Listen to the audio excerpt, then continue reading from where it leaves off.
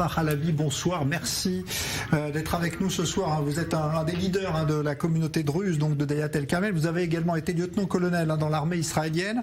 Quel est le sentiment ce soir que vous ressentez après cette affaire qui a bouleversé beaucoup de gens en Israël? Écoutez, les sentiments, c'est qu'on a le cœur très lourd. C'est très difficile pour nous de comprendre ce qui s'est passé. C'était tellement barbare, agressif. Prendre une personne qui est reliée à des appareils alors qu'il a le cœur qui est encore battant, on l'assassine pour le prendre, son cadavre, comme otage alors qu'il n'avait rien fait. Il aurait dû avoir 18 ans aujourd'hui. Au lieu de lui souhaiter bon anniversaire, on a dû l'enterrer. Malheureusement, Tiran était un jeune extraordinaire que nous aimions beaucoup. Il était très bien élevé, il avait des valeurs formidables, c'était quelqu'un de très positif et d'important pour la société druze en Israël et partout. Et ce qui s'est passé là, c'est simplement un crime contre l'humanité. C'est une tâche sur la ville de Jenin pour toujours, jusqu'à la fin des temps. Cette ville est tachée de noir, est tachée du pire, parce qu'ils ont commis un acte contre un jeune de 18 ans qui était en train de préparer son baccalauréat. Il avait la vie devant lui. Au lieu de l'aider après cet accident, et on avait déjà vécu des cas semblables, nous, officiers de Tzahal, on a vécu les batailles, les combats, les tirs de l'ennemi, et pourtant nous sommes toujours des gens de paix, nous essayons toujours d'être des gens meilleurs, et même lorsque des terroristes qui ont été touchés au-delà des frontières du pays, j'ai été les soigner, l'ennemi, et on les a emmenés en hélicoptère dans les hôpitaux d'Israël pour les soigner. C'est une culture qui est incompréhensible, celle de ces gens qui sont probablement soutenus par l'Iran et par un fondamentalisme islamiste terrible qui veut condamner la liberté, Israël, la démocratie, l'égalité entre les humains, contre la fraternité que l'on voit dans tout l'État d'Israël. C'est terrible ce qui est arrivé. Et c'est vraiment un sentiment terrible que nous ressentons. Le cœur saigne et est lourd. C'est indescriptible en fait. C'est la première fois de ma vie que je vois des adultes, même des vieilles personnes de 75 ans pleurer alors qu'ils avaient déjà vécu des choses si terribles. Mais vraiment, lors de l'enterrement de ce jeune, tout le monde était bouleversé. C'est épouvantable, c'est horrible, ça déchire le cœur, ça déchire l'âme. C'est vraiment très dur.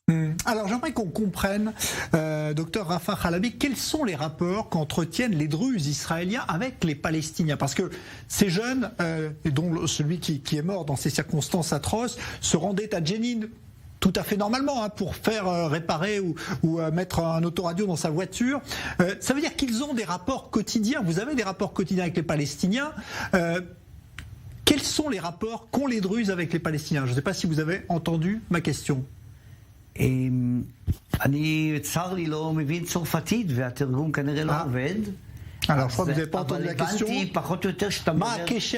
J'ai compris plus ou moins j'ai plus ou moins compris la question. En fait, le lien entre les Druzes et les Palestiniens est un lien normal entre êtres humains. Chez nous, nous avons des Palestiniens qui travaillent dans la construction, dans le village d'Osfiyeh, dans les autres villages du Carmel, du plateau du Golan et d'ailleurs. Il n'y a aucune agressivité entre nous. À peu près 600 personnes de la région de Jenin travaillent à Daliat el-Karmel et à Osfiyeh. Et qu'est-ce qu'ils vont faire maintenant? Les jeunes hier de Dalia ont voulu enlever 3 autobus de ces ouvriers qui viennent travailler chez nous. Et c'est nous, les adultes, qui les avons empêchés de faire cela. Ils voulaient se venger et ils ont été bloqués l'autoroute 6. Bon, c'est pas grave. Il fallait qu'ils expriment leur colère, leur douleur. C'est terrible comme situation. situation, il voulait qu'on ramène simplement le cadavre d'un enfant, d'un jeune de 17-18 ans qui se préparait au baccalauréat. C'était son seul crime. Il a été impliqué dans un accident de la route. Il y a eu un accident de la route sur la route 6 il y a un an, avec 6 Palestiniens qui ont été blessés. Eh bien, un hélicoptère est venu les évacuer dans les hôpitaux israéliens où ils ont été traités jusqu'à ce qu'ils puissent rentrer chez eux en bonne santé. Alors, c'est invraisemblable. Pour nous, c'est incompréhensible que quelque chose comme ça ait pu se passer. Ça n'était jamais arrivé par le passé, où que ce soit, et même pas en France. Enfin, c'est pas pensable. Enfin, j'espère et je souhaite d'abord que le deuxième jeune qui a été blessé ressorte rétabli de l'hôpital, et deuxièmement qu'il n'y ait plus jamais de cas pareil et que plus jamais cela n'arrive, que l'on doive se trouver dans une telle situation, parce que les relations sont bonnes. L'autorité palestinienne, depuis Abou Mazen, et puis je lui ai envoyé une lettre, on s'est parlé à 3h30 du matin, je l'ai remercié pour ces braves personnes de l'autorité palestinienne qui ont aidé le père et l'oncle de ce jeune à être rendu à sa famille en passant la frontière. Des Palestiniens de Jenin qui ont fait le nécessaire. Donc je l'ai remercié et je lui ai demandé de faire le nécessaire pour que ce corps puisse être enterré selon les rites de toute religion monothéiste, comme c'est le cas en Israël ou en France. Et donc c'était essentiel. Merci beaucoup. Je voudrais rajouter encore quelque chose, si vous me permettez. Moi, je suis lieutenant-colonel de l'armée israélienne. Eh bien, j'ai été commandant de la zone de Kalkilia. J'étais gouverneur là-bas. Je me suis occupé aussi de la zone de Kabassia. Eh bien, ces personnes du service avec lesquelles j'ai travaillé, c'est eux qui ont parlé avec moi de ce cas. Ils m'ont appelé pour me dire qu'ils étaient choqués et je leur ai demandé de parler avec les jeunes du camp de Jenin, de parler avec les dirigeants du djihad islamique, du Hamas, de tous, pour essayer de rendre le cadavre à sa famille.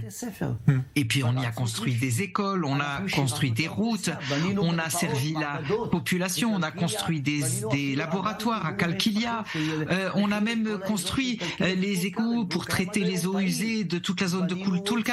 Bref, on a construit des stades de football, on a travaillé dans les territoires pour qu'ils puissent jouer au tennis, au football, on a construit des écoles, on a même construit un zoo à Kalkilia qui existe jusqu'aujourd'hui. Tout cela ne change rien et n'influence pas ces terroristes monstrueux déclarés qui ne veulent que tuer et assassiner des innocents.